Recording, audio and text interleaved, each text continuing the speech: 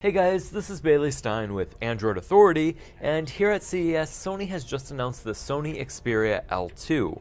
Without any further ado, let's take a look.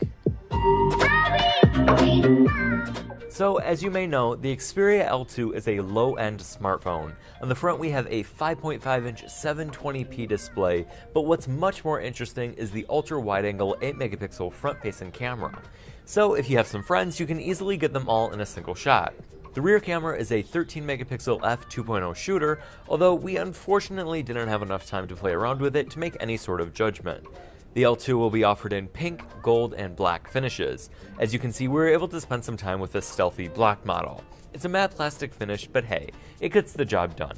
It sort of reminds me of the Nokia Lumia 920 from many years ago, especially with its nicely curved back. Internally, there's not really anything exciting. There's a MediaTek MT6737T processor, 3GB of RAM, and 32GB of storage.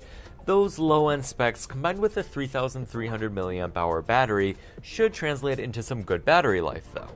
Perhaps the biggest change that Sony is bringing with the L2 is a functioning fingerprint reader for users in the United States.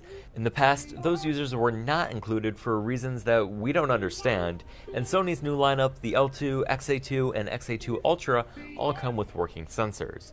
All things considered, the L2 is a pretty bare-bones package, but maybe a great option if and only if it's priced competitively.